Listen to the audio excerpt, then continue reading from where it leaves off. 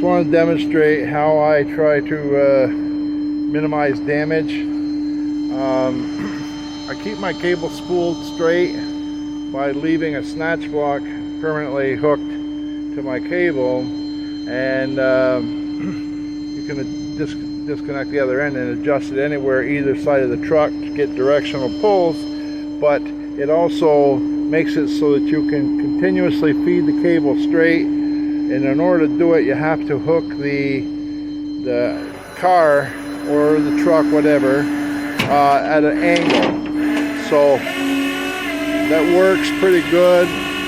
Currently this one here, I've got it hooked to the lower control arm on the right rear. So as you can see, that block of timber is very distributing the weight of the vehicle against the, just got to steer it a little bit, against the cable perfectly, so it won't cause any damage. Once that block wood drops free, then I can take it out and put it back in where it belongs.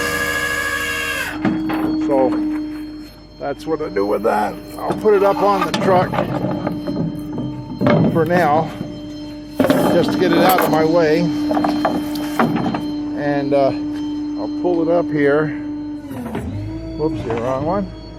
Okay, it's a lot of different trucks.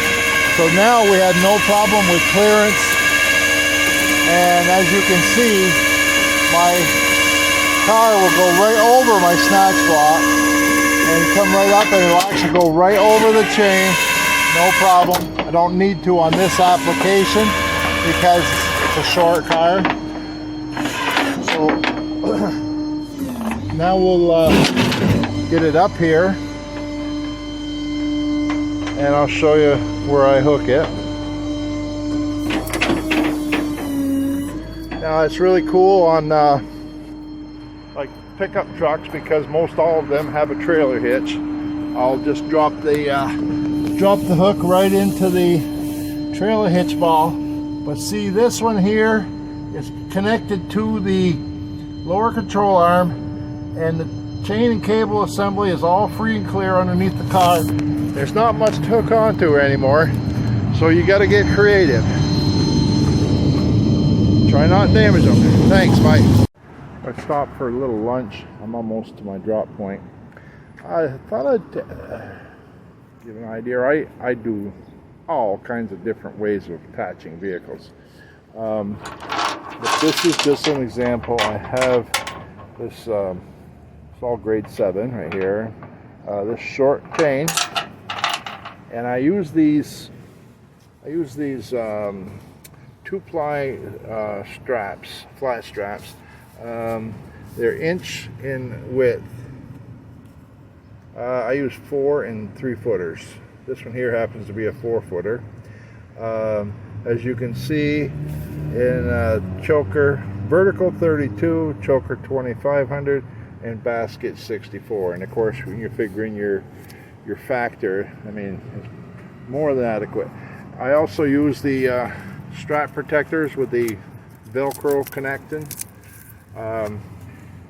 These are cut in half because I don't feel I need to use a full size one on everything. So I double up my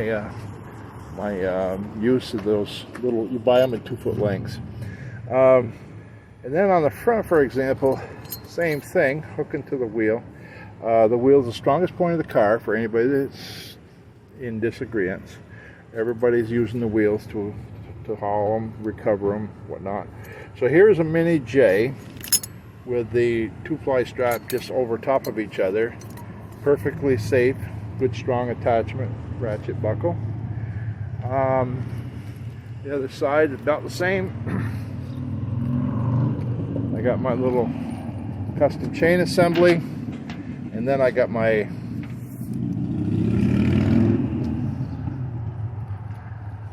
strap in the front. This one here I did just for fun. I sometimes change up how I hook things. I put the first leg of the I put the first leg of the flat strap through this big oblong link and come out and take the second one and go through the second one with the mini J, and then use it as a crossbar link. And that's as strong as it comes. That will not come apart. There's different strap shorteners out on the market that use a similar technology. So if anybody's got any question about that, give it a little bend down there. I'll give it one little tuck up. Anyway, that's what I do. At some point, I'll show some different types of attachments. Don't go underneath the car too much anymore if I don't have to. I do use the so-called 8-point deal. I don't like calling it 8 points. Anybody knows what I'm talking about? You'd attach to the front, have an over the wheel connection with a strap bar in the middle, and then it goes down to the keyhole. So you've got 2 points that you're attaching the wheel.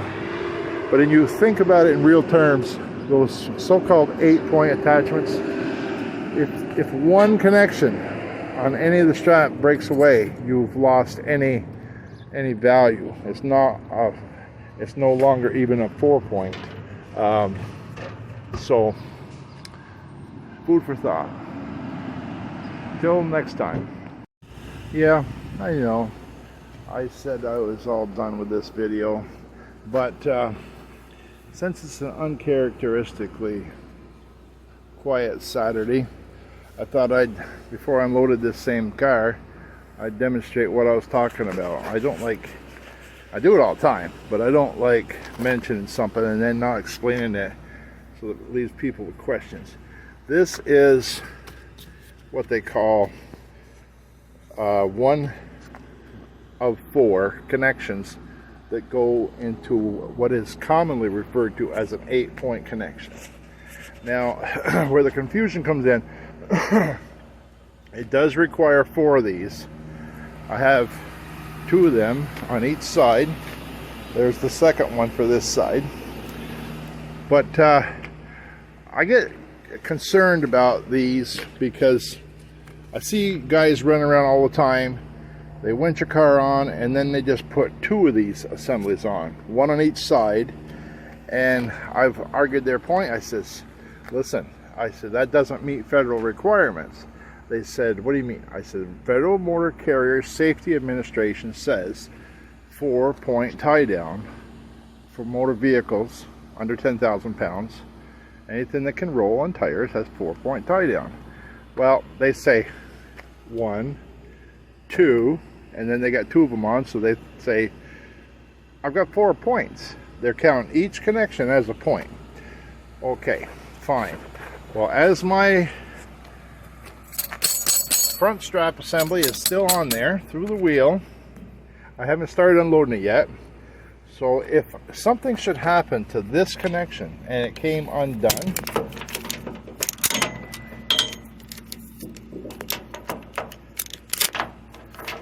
for example, what do you have? This whole thing goes loose and will actually come right off the car. So